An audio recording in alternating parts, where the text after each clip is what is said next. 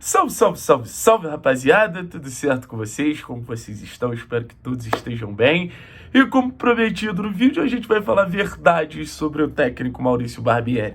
Mas aqui, minha responsabilidade é com a verdade. Minha responsabilidade não é com a corneta. Então vou pedir para você deixar o like, você ver o vídeo até o final. E depois você comenta se você concorda com os meus pontos, se você discorda com meus pontos e tudo mais. E assim, eu quero deixar claro que eu não sou um fãzaço do Barbieri, tá?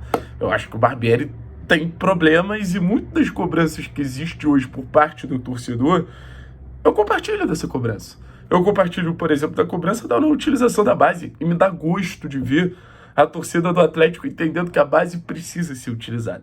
Que a gente tem jogadores das categorias de base que foram revelados pelo clube, como o João Cruz e o Léo Derek, que são jogadores que têm total condição não só de jogar, mas de contribuir para o cenário atlético, e acho que talvez esse seja o grande erro do técnico Maurício Barbieri. Mas depois do que eu vi no jogo de ontem, eu achei uma partida muito boa do Atlético, principalmente na primeira etapa.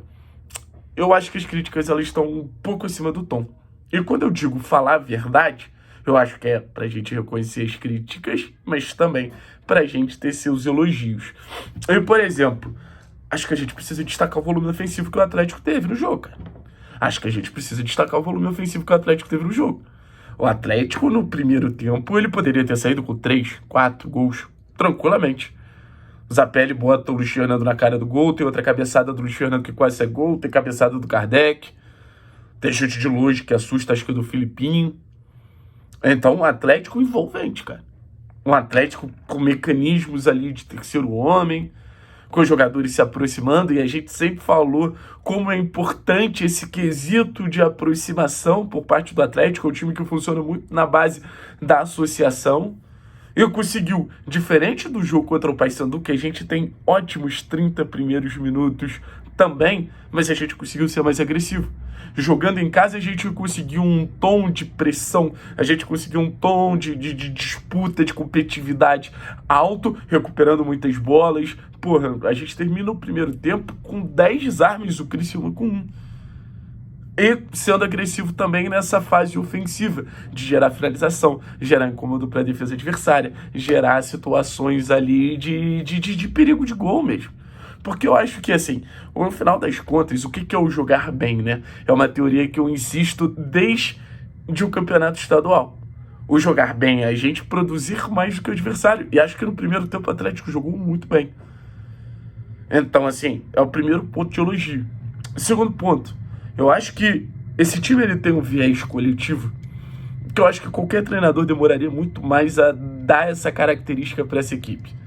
Não é fácil você fazer um time que, porra, teve ali 40 jogadores chegando e saindo, participando de trocas, e essas 40 mudanças, elas de alguma maneira não influenciarem o trabalho do treinador, e mesmo assim o trabalho do treinador não ter uma capacidade, e mesmo assim o trabalho do treinador ter uma capacidade de associação, de jogo coletivo, de aproximação, e ter isso como ponto forte, e ter isso como um ponto desequilibrante ao nosso favor na competição.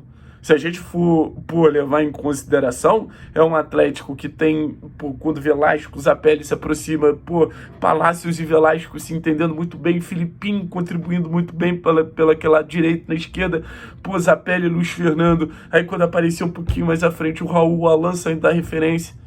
Então o Atlético tem esse lado coletivo muito bem desenvolvido nesses poucos meses de trabalho.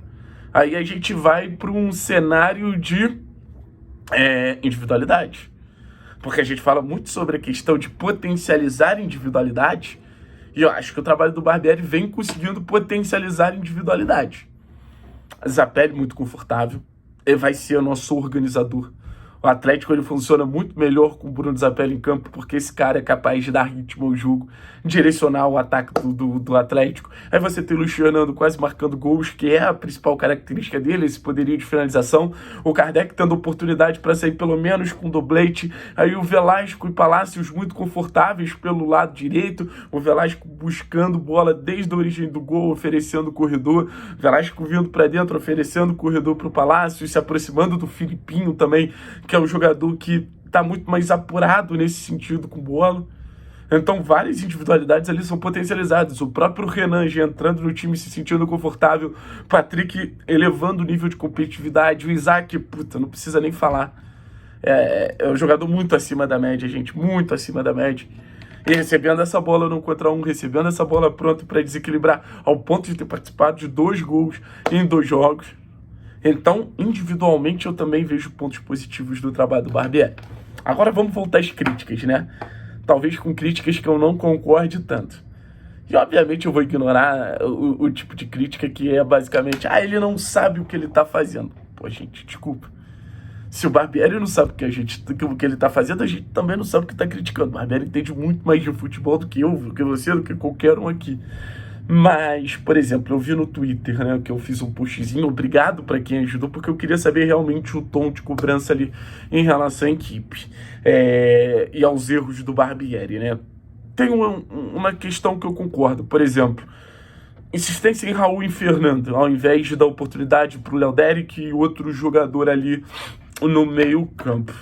Raul e Fernando são brigas que o Barbieri optou comprar que eu não optaria. Eu vou ser bem sério com vocês. Eu acho que o Barbieri ele tá sendo deveras corajoso de optar por um cenário de conflito por causa de 2 jogadores que entregam pouco, tá? O ponto é esse.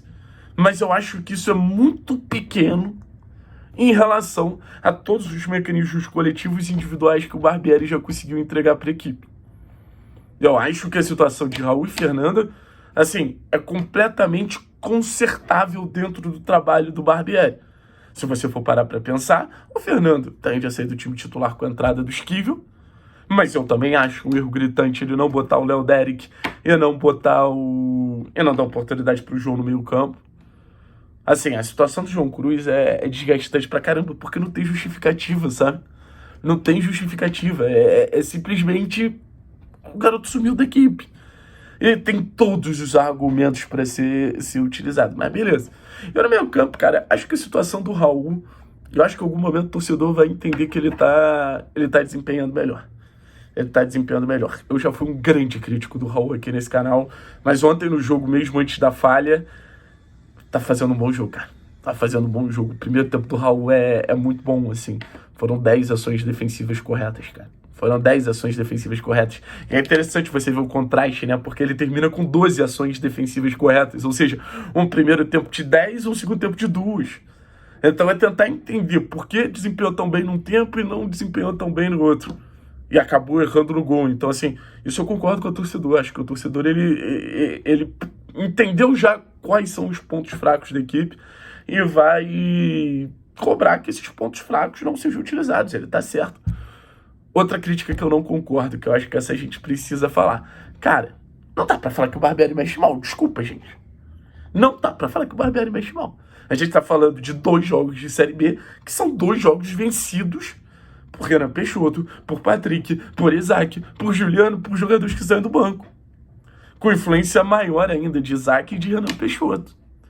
Que são 2 jogadores que conseguem entregar um impacto muito legal, porque tem esse tom de agressividade que às vezes o time titular não oferece.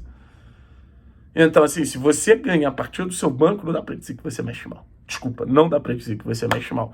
Então, o trabalho do Barbieri, não vou falar que ele é perfeito. Preferia outros trabalhos recentes. O trabalho do Varini, acho que me encantou mais de início. O trabalho do Wesley, acho que me encantou mais de início. Mas o trabalho do Varini, ele pode ser promissor. O trabalho do Varini, ele pode ser promissor. Eu acho que os pontos negativos são menores do que os pontos positivos. E os pontos positivos, eles ainda têm total condição de ser potencializados, os pontos negativos de serem arrumados. Se eu pudesse dar uma dica pro torcedor do Atlético, e talvez eu não seja ninguém para estar nesse papel de dar dica para torcedor, mas, é do fundo do coração. Vamos tentar entender, vamos testar a possibilidade de dar tempo a um treinador.